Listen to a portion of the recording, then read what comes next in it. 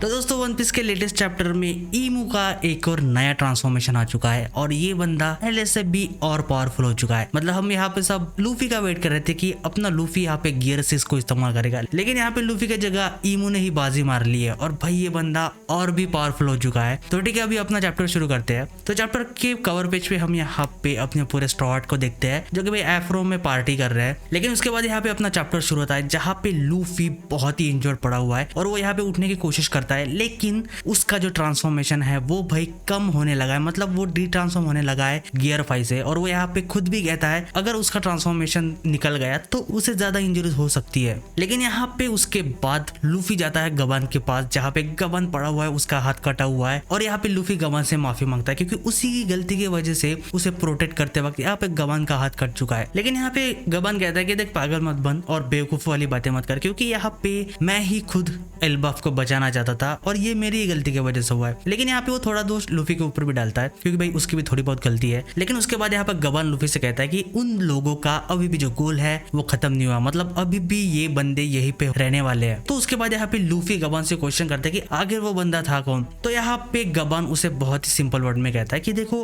ये ऐसा पर्सन है जिसके बारे में किसी को भी पता नहीं चलना चाहिए और किसी को पता भी नहीं होना चाहिए। लेकिन अगर मैं सिंपल भाषा में बताऊं तो इस पर्सन को तुम यहाँ पे गॉड कह सकते हो। तो भाई यहाँ पे ट्रांसलेशन का थोड़ा मे बी एरर हो सकता है क्योंकि जो दूसरा ट्रांसलेशन है उसमें यहाँ पे उसे किंग बताया जा रहा है। तो यहाँ पे गॉड और किंग दोनों हो सकता है। जब ऑफिशियल ट्रांसलेशन आएगा संडे को तब शायद इसका कंफर्मेशन हो जाएगा कि यहाँ पे गबन उसे गॉड कह रहा है या फिर किंग। लेकिन उसके बाद भाई अपना सीन शिफ्ट होता है अंडरवर्ल्ड में जहाँ पे ईमू पड़ा हुआ है और वहां पे ये बंदा भाफ रहा है। मतलब गबन का अटैक इतना पावरफुल था कि ईमू जैसा बंदा, इतना पावरफुल बंदा यहाँ पे नीचे पड़ा हुआ है। इवन भाई यहाँ पे लूफी ने कुछ भी नहीं किया उसके ऊपर। लूफी ने भाई अभी तक सिर्फ बेइज्जती ली है ईमू से और यहाँ पे ईमू ने उसे सस्ता जॉयबो भी कहा था। लेकिन भाई गबन के अटैक की वजह से ये बंदा बहुत इंजर्ड हो चुका है। लेकिन यहाँ पे इतना डैमेज लेने के बावजूद भी भाई उसकी जो कॉन्करर हकी है वो रिलीज होती है और इस वजह से वहां के अंडरग्राउंड के जितने भी मॉन्स्टर है वो भी भाई अनकॉन्शियस होने लगते हैं। और यहाँ पे गबन के अटैक के बारे में सोच के ईमू भी उसकी तारीफ करता है। ये जो बंदा है मतलब गबन जो कि पायरेट किंग का क्रू मेंबर है और वो ब्रैट यहाँ पे गॉड वैली पे भी प्रेजेंट था। मतलब ईमू यहाँ पे ये कहना चाहता है कि भाई अगर मुझे पता होता कि ये बंदे इतने पावरफुल होंगे आगे चल के तो मैं शायद रॉक्स के साथ इन्हें भी वही खत्म कर देता। मतलब यहाँ पे ईमू ने रॉक्स को तो एक थ्रेट माना था, लेकिन उस टाइम पे उसने शायद गबन को देख के सोचा होगा कि ये बच्चा क्या ही कर लेगा। लेकिन भाई आगे चल के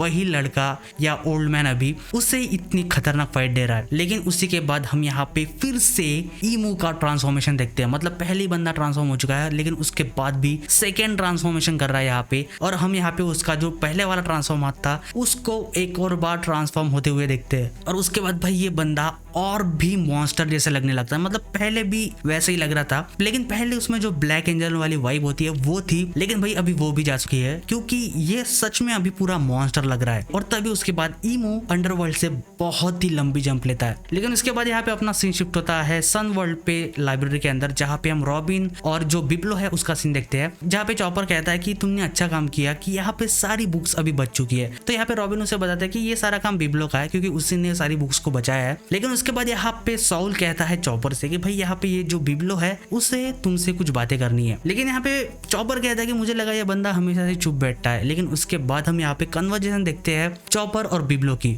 लेकिन भाई यहाँ पे हमको कुछ भी बताया नहीं जाता कि आखिर इन दोनों की कन्वर्सेशन किस बात पे हो रही है, किस टॉपिक पे हो रही है, कुछ भी नहीं। बस यहाँ पे जो भी बातें बिब्लो कह रहा है चॉपर उसे सुन के बहुत ज्यादा शॉक और सरप्राइज होता है। तो भाई उसके एक्सप्रेशन से समझ में आ जाता है कि ये चीज बहुत ही सीरियस है और ये हमें इस वजह से यहाँ पे बताई नहीं जा रही क्योंकि भाई यहाँ पे ईमू के साथ जो फाइट हो रही है ये गारंटेड उससे कुछ ना कुछ रिलेटेड बात होगी। लेकिन जैसे हमने पिछले सीन में देखा था कि अंडरवर्ल्ड से ईमू ने बहुत हाई जंप ली थी और ये बंदा फिर से गबन और यहाँ पे लूफी के पास आ चुका है। लेकिन उनके ऊपर वो यहाँ पे लाइटनिंग अटैक भी करता है और उसी को यहाँ पे गबन और लूफी डॉज करते हैं। लेकिन उसी सिनेरियो में हम यहाँ पे ईमू का फिर से ट्रांसफॉर्म हुआ वर्जन देखते हैं जो कि भाई सच में मॉन्स्टर जैसा लग रहा है यहाँ पे, क्योंकि भाई यहाँ पे पहले जो उसके 2 हाथ थे वो अभी 4 हो चुके हैं और उसके जो हाथ थे वो भी कंप्लीट डार्कनेस में जा चुके हैं और उसके दोनों हाथों के ऊपर हम जो सर्कुलर आइज का पैटर्न देख रहे हैं वो उसके दोनों हाथों पे आ चुका है, पहले नहीं था। और यहाँ पे उसका जो साइज है वो भी बढ़ चुका है। मतलब ये बंदा पहले से भी और तगड़ा हो चुका है। लेकिन यहाँ पे गबन ने उसका जो अटैक डॉज किया अभी उसके वजह से वो यहाँ पे गबन की तारीफ करता है क्योंकि भाई तेरा एक हाथ कट चुका है उसके बावजूद भी तू मेरा इतना खतरनाक अटैक डॉज कर रहा है, तो ये तारीफ वाली बात है। लेकिन यहाँ पे गबन उसकी तारीफ कहता है कि भाई मुझसे ज्यादा तो तुम इम्प्रेसिव हो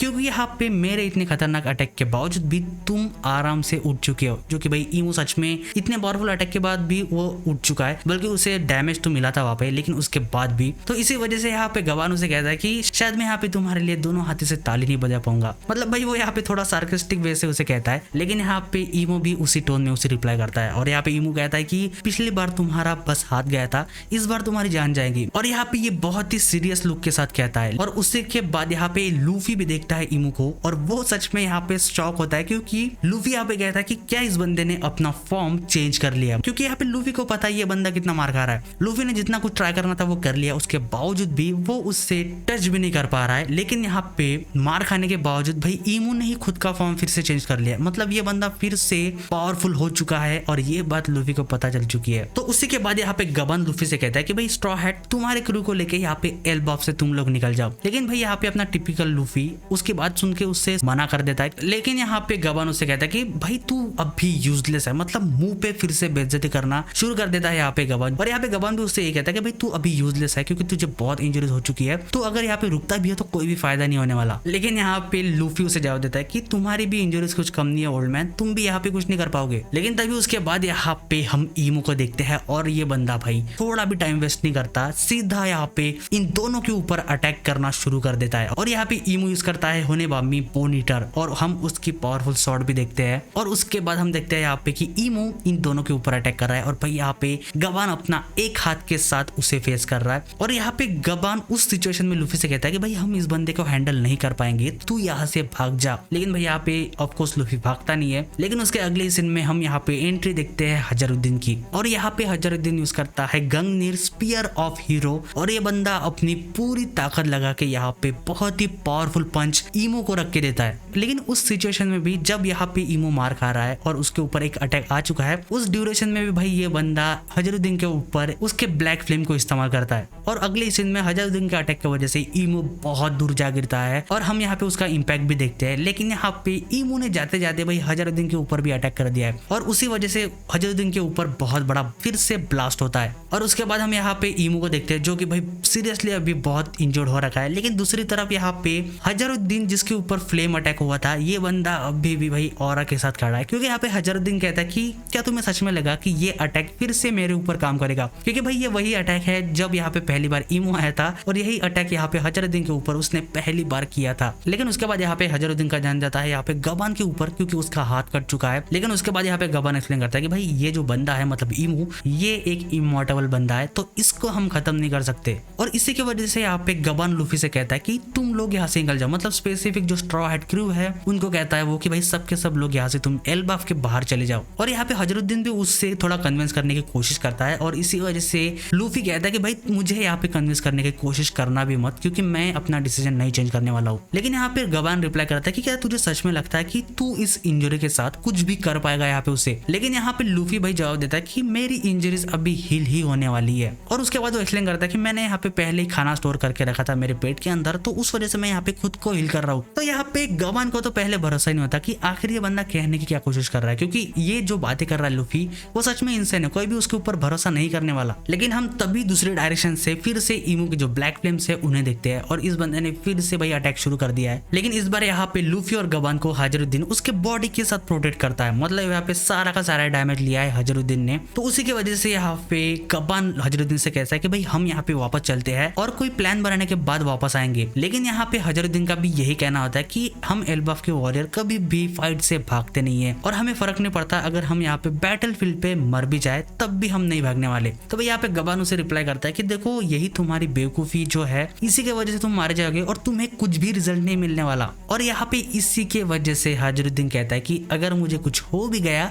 तब भी यहाँ पे लोकी प्रेजेंट है। और भाई इसी की वजह से चैप्टर का टाइटल है लोकी इज स्टिल देयर। लेकिन इतने सीरियस सिचुएशन के बाद यहाँ पे सच में लोकी इनके पीछे होता है, और वो आवाज देता है कि भाई तुमने बहुत ही बढ़िया बात की। मतलब यहाँ पे जो भी हजरुद्दीन ने कहा उसने ये सारी बातें सुन ली है। और यहाँ पे ये सीन ईमो भी देख रहा है, और उसके बाद भाई अपना लूफी भी पूरा हील हो चुका है। और इस सीनर को देख के गबान को विश्वास नहीं होता कि भाई आखिर ये लोग है क्या। मतलब यहाँ पे लूफी जो कि भाई हील हो चुका है, फिर से पीछे से लोकी भी आ चुका है, और यहाँ पे हजरुद्दीन भी फाइट करने के लिए तैयार है। लेकिन यहाँ पे गबान का कुछ और ही ओपिनियन होता है, इस वजह से वो यहाँ पे ऐसा कहता है कि आखिर ये लोग करना क्या चाहते हैं। लेकिन उसके बाद भाई हम यहाँ पे हजरुद्दीन को एक साइड में देखते हैं, दूसरे साइड में लोकी को, और वो यहाँ पे जो एल्बाफ का भाई वही सिग्नेचर अटैक है वो इस्तेमाल कर रहे हैं, लेकिन यहाँ पे वो डबल नहीं बल्कि ट्रिपल जनरल अटैक यूज कर रहे हैं, क्योंकि यहाँ पे लूफी भी उनके साथ है। लेकिन यहाँ पे दूसरी तरफ ईमू भी उन्हें काउंटर अटैक करने की कोशिश कर रहा है। और फाइनली भाई ये तीनों बंदे मिलके एक फाइनल अटैक करते हैं ईमू के ऊपर, जिसका नाम है ट्रिपल जनरल गोकुकू। और इसी के साथ अपना ये चैप्टर खत्म होता है। मतलब भाई ये तीनों बंदे फाइनली एक साथ आ चुके हैं और पता नहीं भाई इसके आगे क्या होने वाला है, क्योंकि